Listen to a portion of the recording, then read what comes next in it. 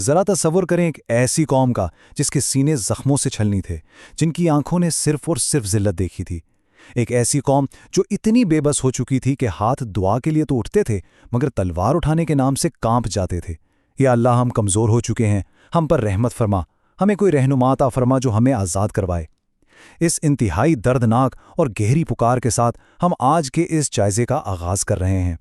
یہ فریاد اس قوم کی تھی جو کبھی بہت لاڈلی اور پسندیدہ سمجھی جاتی تھی مگر اب ظلم کی چکی میں بری طرح پیس رہی تھی۔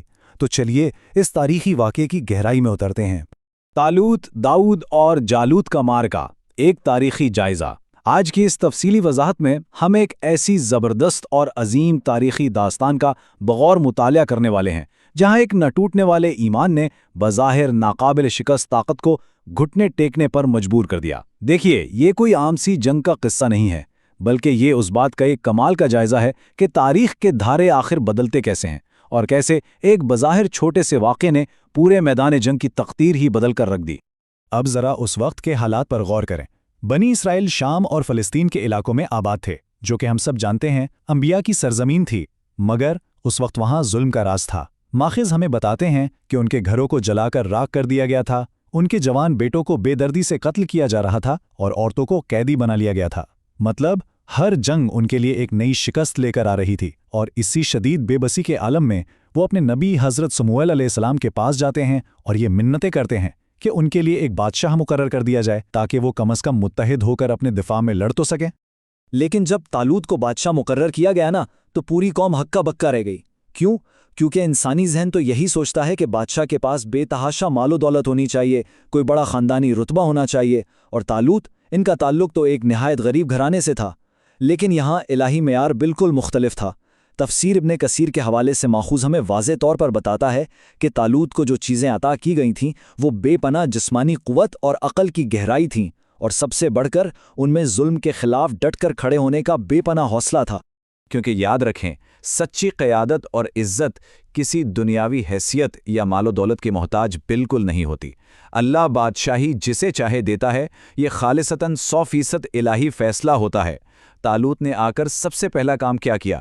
انہوں نے اس بکھری ہوئی ٹوٹی ہوئی قوم کو جوڑا اور انہیں یہ بنیادی سبق یاد دلایا کہ سچی عزت تلواروں یا بھرے ہوئے خزانوں سے نہیں ملا کرتی۔ اصل طاقت تو دراصل آپس کی وحدت اور پختہ یقین میں چھپی ہوتی ہے۔ اب میدان جنگ کی اس گہما گہمی سے بہت دور ایک خاموش جنگل میں ایک بالکل ہی الگ تیاری چل رہی تھی۔ تفسیر ابن کثیر میں ایک بڑا ہی کمال کا واقعہ ملتا ہے کہ ایک نوجوان چرواہا حضرت داؤد علیہ السلام سکون سے اپنی بکریاں چرا رہے تھے کہ اچانک ایک خونخوار شیر حملہ کر دیتا ہے۔ ذرا اس منظر کو اپنے ذہن میں لائیں۔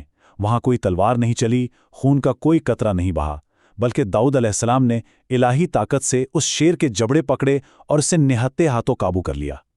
یہ واقعہ کوئی معمولی بات نہیں تھی، یہ دراصل اس بات کی ایک بہت بڑی پیشنگوئی تھی کہ آنے والے وقت میں کس قدر عظیم طاقت کا ظہور ہونے والا ہے۔ نہر کا امتحان۔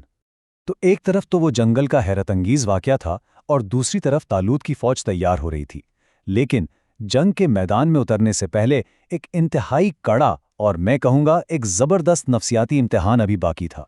طالوت کی فوج صحرا کے بالکل بیچوں بیچ مارچ کر رہی تھی جب ان پر یہ کڑا وقتان پڑا۔ تھوڑی دیر کے لیے صورتحال کو محسوس کریں۔ سخت چلچلاتی دھوپ، طویل صحرائی سفر، پیاس سے سوکھے ہوئے ہونٹ اور بری طرح جلتے ہوئے گلے، اور پھر اچانک سامنے ایک ٹھنڈی چمکتی ہوئی نہر نظر آ جائے۔ کوئی بھی کیا کرے گا؟ مگر ان کے کمانڈر کا حکم بالکل دو ٹوک تھا۔ جو کوئی ایک چلو سے زیادہ پانی پیے گا وہ میرا ساتھی نہیں۔ ذرا سوچئے، یہ کوئی عام سی بات نہیں تھی، یہ ان کے صبر، ضبط اور مکمل اطاعت کا دنیا کا سب سے مشکل ٹیسٹ تھا۔ یہ وہ لمحہ تھا جہاں کسی تلوار کا نہیں بلکہ سیدھا سیدھا انسان کے اپنے نفس کا امتحان لیا جا رہا تھا۔ اب ہوا کیا؟ جیسے ہی وہ تھکی ہاری فوج نہر پر پہنچی، حکم کے الفاظ تو سخت تھے ہی مگر سچی بات ہے پیاس اس سے کہیں زیادہ سخت تھی، اور نتیجہ ہزاروں سپاہیوں نے بے قابو ہو کر حد سے زیادہ پانی پی لیا۔ اور یہاں ماخذ ایک حیرت انگیز بات بتاتا ہے، جیسے ہی انہوں نے جی بھر کر پانی پیا نا، ان کا وہ جو یقین تھا وہ بھی اسی پانی کے ساتھ بہہ گیا۔ ان کے دلوں میں اسی وقت دشمن کا شدید خوف واپس آ گیا اور وہ وہیں ہمت ہار گئے۔ مطلب ایک چھوٹی سی جسمانی خواہش کے سامنے جھک جانے سے ان کی پوری نفسیاتی طاقت بالکل ٹوٹ کر رہ گئی۔ 313، جی ہاں، صرف 313۔ ہزاروں کی اس بھاری بھرکم فوج میں سے محض یہ وہ چند گنے چنے لوگ تھے جنہوں نے اس کڑے امتحان کو کامیابی سے پاس کیا۔ حیرانی کی بات یہ ہے کہ نہ ان کے پاس کوئی خاص طاقت تھی، نہ پورا جنگی سامان، مگر ان کی آنکھوں میں اور ان کے دلوں میں ایک الگ ہی قسم کی روشنی تھی۔ یہ حادثہ ہمیں چیخ چیخ کر بتاتا ہے کہ اصل معیار کبھی تعداد میں نہیں ہوتا بلکہ استقامت میں ہوتا ہے۔ اور اب اسی چھوٹی سی بظاہر کمزور جماعت کو تاریخ کے سب سے خوفناک دشمن کے سامنے کھڑا ہونا تھا۔ اور وہ دشمن تھا کون؟ جالوت، جسے تاریخ لوہے کا پہاڑ کہتی ہے۔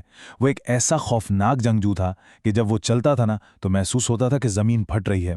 اس کی ہیبت اور جسامت اس قدر زیادہ تھیں کہ طالوت کے جو بچے کچے سپاہی تھے ان کے دل لفظی طور پر دہل کر رہ گئے۔ اسے دیکھ کر ایسا لگتا تھا جیسے یہ کوئی انسان نہیں ہے بلکہ کوئی چلتا پھرتا عذاب ہے۔ اس کی صرف موجودگی نہیں، ان سب کے ذہنوں میں یہ بٹھا دیا تھا کہ بھائی اس سے لڑنا تو بالکل ہی ناممکن ہے۔ جب فوج میں یہ دہشت اور خوف تیزی سے پھیلنے لگا تو طالوت نے اپنی اس کانپتی ہوئی فوج سے ایک ایسا سوال پوچھا جو آج بھی سیدھا دل پر لگتا ہے۔ انہوں نے پوچھا، کیا تم سب اس کی طاقت سے ڈر رہے ہو یا تمہارا اللہ پر ایمان کمزور ہو چکا ہے؟ یہ سوال آج بھی کتنا گہرا ہے نا؟ جب ظاہری حالات بالکل آپ کے خلاف ہوں اور باطل کا ایک دیو کامت پہاڑ سامنے کھڑا ہو تو ڈر کس چیز کا ہوتا ہے؟ ان کی طاقت کا یا ہمارے اپنے کمزور ایمان کا؟ ادھر جالوت للکار رہا تھا اور پوری فوج پر ایک موت کا سا سکتہ طاری تھا۔ اور پھر اس گہرے جمے ہوئے سناٹے اور شدید خوف کے اس ماحول میں ایک آواز ابھرتی ہے۔ پیچھے کھڑی ہوئی اسی چھوٹی سی فوج کے ہجوم کو چیرتے ہوئے ایک خاموش سا چہرہ آگے آتا ہے۔ یاد آیا، یہ بالکل وہی نوجوان چرواہا تھا جس کا ذکر ہم نے تھوڑی دیر پہلے کیا تھا۔ حضرت داؤد علیہ السلام آگے بڑھے اور انہوں نے انتہائی پرسکون انداز میں یہ الفاظ کہے، میں لڑوں گا صرف اللہ کے لیے۔ ان کا ارادہ، ان کا مقصد شیشے کی طرح بالکل صاف اور خالص تھا۔ جیسے ہی وہ آگے آئے تو آپ سوچ سکتے ہیں کہ ہر طرف کیسی حیرت اور بے یقینی پھیل گئی ہوگی۔ سب یہی سوچ رہے تھے کہ یہ بچہ، یہ نہتہ لڑکا جالوت کا سامنا کیسے کرے گا۔ طالوت نے انہیں اپنی زرہ پیش کی مگر اس نوجوان نے اسے پہننے سے بالکل انکار کر دیا، یہ کہہ کر کہ مجھے اس کی کوئی ضرورت نہیں۔ اور دوسری طرف ذرا جالوت کا حال دیکھیں، جب اس نے ایک نہتے دبلے پتلے لڑکے کو اپنے مقابلے میں آتے دیکھا تو اس نے شدید تکبر اور غصے میں آ کر اس کا خوب مذاق اڑایا۔ دیکھا جائے تو یہ ایک بالکل ہی ناممکن نظر آنے والا مقابلہ تھا۔ ایک طرف سر سے پاؤں تک بھاری لوہے کی زرہ میں غرق غرور سے بھرا ہوا ایک دیو ہیکل جنگجو، اور دوسری طرف محض ایک سادہ سا چرواہا جس کے جسم پر کوئی زرہ نہیں، ہاتھوں میں کوئی بڑی چمکتی تلوار نہیں، بس ایک عام سی غلیل اور دل میں ایک غیر متزلزل ایمان تھا۔ اگر ہم صرف انسانی عقل اور لاجک کی بات کریں تو اس جنگ کا نتیجہ شروع ہونے سے پہلے ہی 100% طے شدہ تھا۔ اب ذرا اس لمحے کو محسوس کریں۔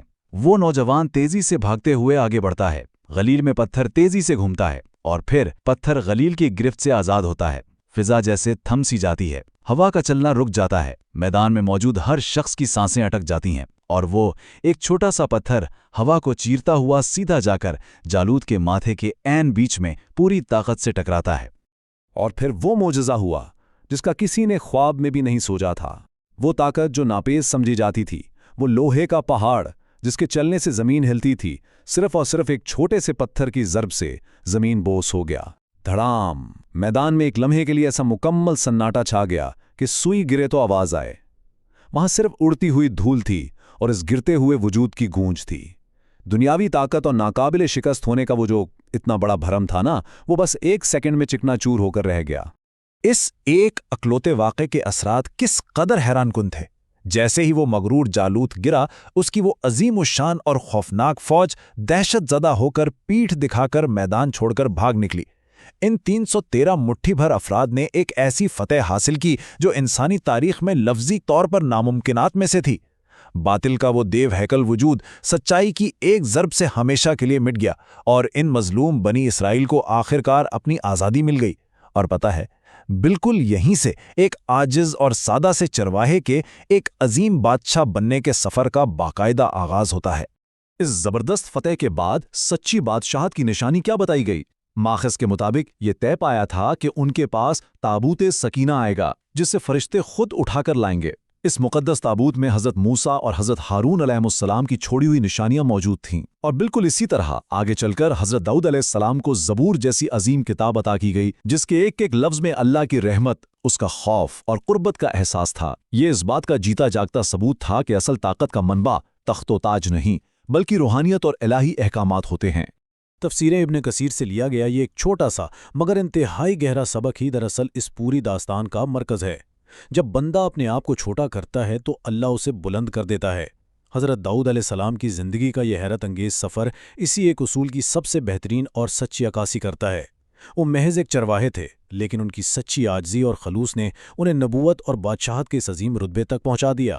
یہ اصول ہمیں آج بھی یہ سکھاتا ہے کہ تکبر اور غرور کا انجام ہمیشہ جالوت جیسا ہی ہوتا ہے، جبکہ سچی عاجزی انسان کو آسمان کی بلندیوں تک لے جاتی ہے۔ تو اس پوری تفصیلی وضاحت اور جائزے کے بعد ہم اس ایک انتہائی بنیادی سوال پر آ کر رکتے ہیں۔ جب ظاہری اسباب بالکل صفر ہوں، لوگوں کی تعداد مٹھی بھر ہو اور سامنے باطل کا ایک ایسا دیو ہیکل پہاڑ کھڑا ہو جسے ہرانا ناممکن لگتا ہو، تو سچی طاقت، اصل طاقت آخر کہاں موجود ہوتی ہے؟ آج کے اس ماخذ سے ہم نے یہی سیکھا ہے کہ جیت کبھی بھی محض وسائل، پیسوں یا تعداد کی محتاج نہیں ہوتی، بلکہ اس کا سارا دار و مدار ایک نہ ٹوٹنے والے یقین اور ایک پختہ ارادے پر ہوتا ہے۔ اسی ایک سوال کے ساتھ ہم آج کا یہ جائزہ یہیں ختم کرتے ہیں، تاکہ ہم سب مل کر یہ سوچ سکیں کہ تاریخ کے یہ بظاہر پرانے اسباق آج بھی ہماری زندگیوں میں کتنے زندہ اور کتنے اہم ہیں۔